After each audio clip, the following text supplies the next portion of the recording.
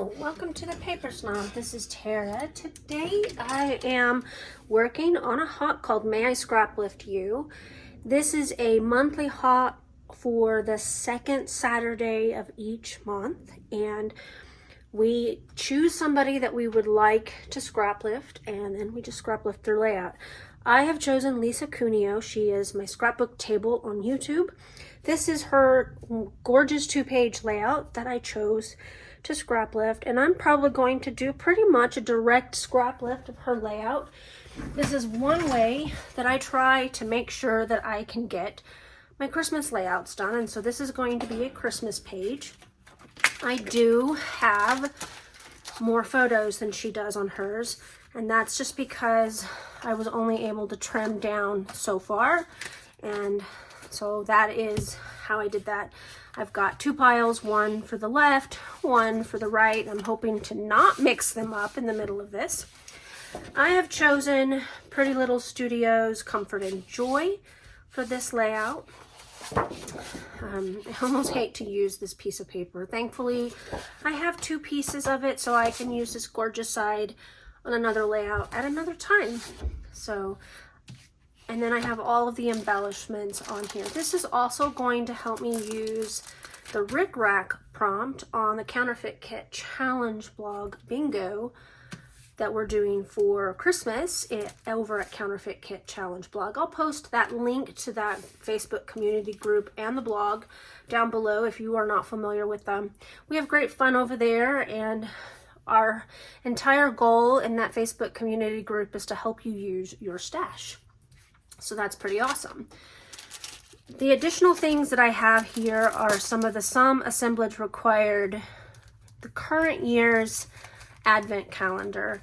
It just occurred to me I've not opened up today's calendar, but this is some stuff that I pulled to hopefully maybe use up on this layout. So I'm going to pause, I'm going to get started, I'm going to go through these embellishments and try to pick some out so that I'm not sorting them on camera. I'll be right back. Alright, so the first thing I'm going to say right off the top, I did bring in white cardstock for my background. I don't have large enough paper. It looks like Lisa used a wider width of the striped paper than what I have. So what I'm going to do is I'm going to cut it in half, and then I'm going to cut each half into half again. I'm going to cut it down to 11 inches, so each piece will end up being 3 by 11, and that way I get similar to what her background looks like. The next piece is the piece that I'm going to cut in half, and then I'm going to cut it down to 6 by 10 inch pieces and use it that way. I noticed after I cut mine down that her blue piece on her layout actually extended beyond the stripe, and mine's not going to do that because I just cut it down. So the third piece of paper, I liked that green plaid, but this layout has a ton of white space in it. So instead of using the green plaid side of this, I am cutting it down and using that pretty staggered, torn, sewn bit, and I will go ahead and just tuck that in somewhere.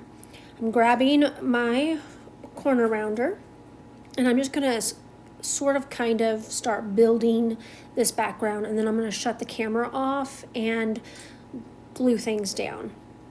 Now, the reason I'm doing it this way is because I want to make sure that I get as close to her layout as possible. What I really liked about her layout is the photo placement of her photos. It was very eye-catching, and I love how it helps tell the story. Now, when I blew up her layout on my great big screen on my computer, I gasped at the beauty in her photos. Those photos are stunning. So you should find her layout on Instagram and go ahead and just eyeball those beautiful photos. They're gorgeous. My photos are of Christmas morning of my fourth child. This is Seth. This is the young man that just graduated from Army boot camp. So, that to say that my photos aren't gorgeous, they're just staged for Christmas.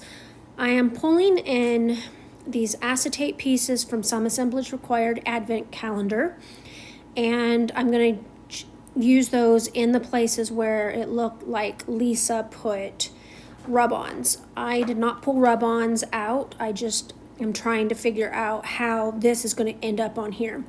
When you see me tap my finger like I just did, that means I'm thinking.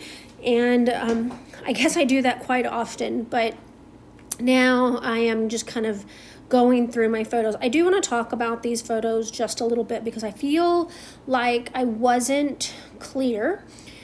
My photos, there's more of them, and it's because one, I couldn't trim them down as small, and two, I had no landscape photos, none at all. I take all of our Christmas photos when it's of the kids opening presents in portrait. So I had none of those. And when you have a 4x6 landscape photo, you can replace that photo with two 3x4 portrait photos. And so that is what I've done in both spots on this layout.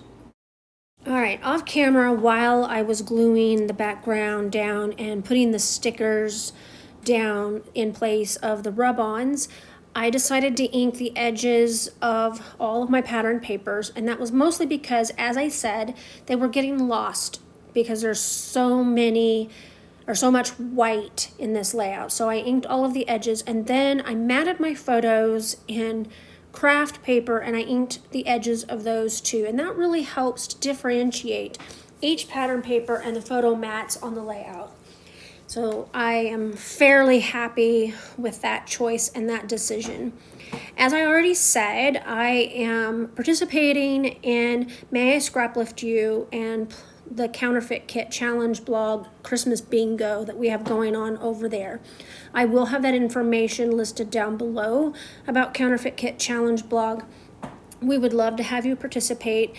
Our blog is meant to help you use your stash. We've all got a big stash and we all need to use it better, and so we curate kits from our stash based on new ones out on the market, sometimes old ones and sometimes collections, just to help you use your stuff.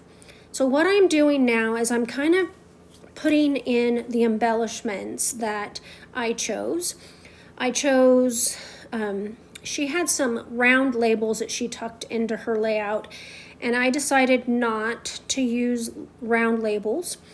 And she had a nice piece of paper or a journaling card for journaling. I chose a tag and a label, but I am just making clusters with the ephemera / die cuts, whatever you want to call them, from Comfort and Joy collection to get them onto this layout.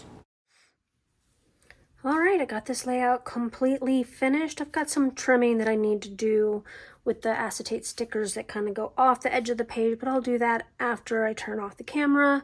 I got everything glued down, used foam adhesive where I thought appropriate, under the stars, under the title piece. Lisa's title was relatively small as well, so that made it really easy to just use these items from this collection. I just kind of made clusters in similar places that she did, added my rickrack for the Counterfeit Kit Challenge blog prompt, journaling, and that's about it. I want to thank you for coming to my channel today. I really appreciate those of you who take the time to like, comment, and or describe. If you will check out that description box below, there will be a list of the ladies participating in this month's May I Scraplift You. It's usually a pretty short list, and it's not a playlist. You'll have to click on each link individually to watch their videos. I hope that you guys have a great rest of your day and a wonderful weekend. Bye.